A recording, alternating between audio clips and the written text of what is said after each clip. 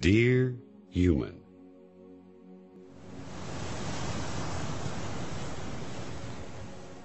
what are the measures which the rational people agree upon and which they can use to measure the nature of the true religion? Some of these measures are belief in God. The human has to believe in a deity. He can call him God, or he can call him anything else. He can be a tree, planet, woman, image, or a singer he is passionate about. So, the human has to believe in something that he would follow and cherish. He would refer to him in his method of life. He might even die for him, and this is what we call worship. As for the true God, he is a creator. He knows the hidden and concealed matters. He is all-knowing of the unseen. He has the power and will, and he makes all things happen according to what he wills. He is wise. He does not do anything except for certain wisdom. He is just, and because of his justice, he rewards and punishes. He has a link with humans. He will not be their Lord if he creates them and then abandons them. This is why he sends messengers to them to clarify the right path for them, and to notify humans of his method. The one who follows this method will be worthy of getting the reward, and the one who leaves it will be worthy of punishment. There has to be a place for the reward, which is paradise, and a place for punishment, which is the hellfire.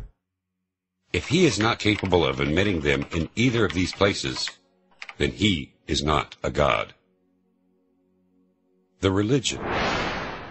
We need an accurate definition of religion because if it is a method for life and the path to the afterlife, it has to have attributes to consider it as the true religion.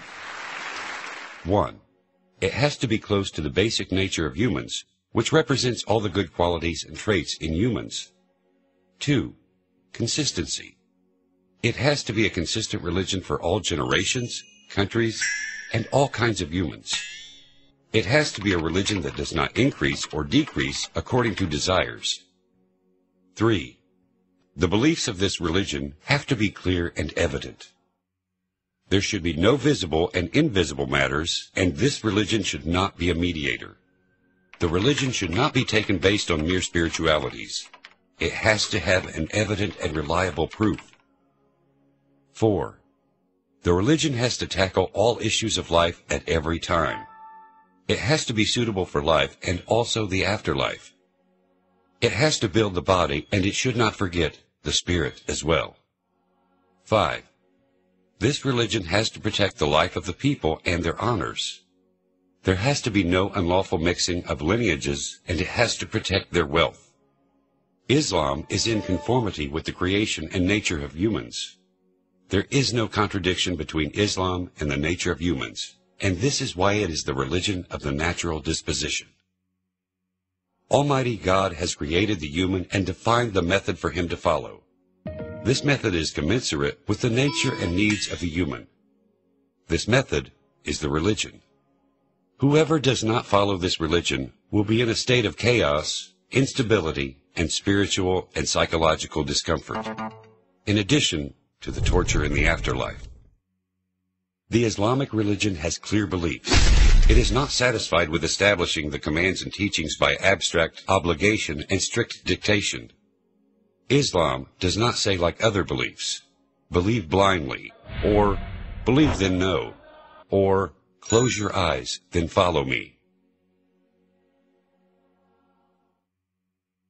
Islam does not only address the heart and spirit and depend on them as a foundation for belief, it also explains the matters with evident and convincing reasoning, clear proof, and true justification that persuade the mind and reach the hearts. The Quran is the book of God and His words.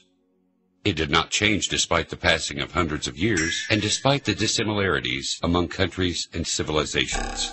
It is still the same as it was revealed. It is still leading the Muslims in their worldly life and their path to the afterlife. The Quran establishes proofs about the matter of divinity from the universe, the spirit, the history of the existence of God, His oneness and completeness.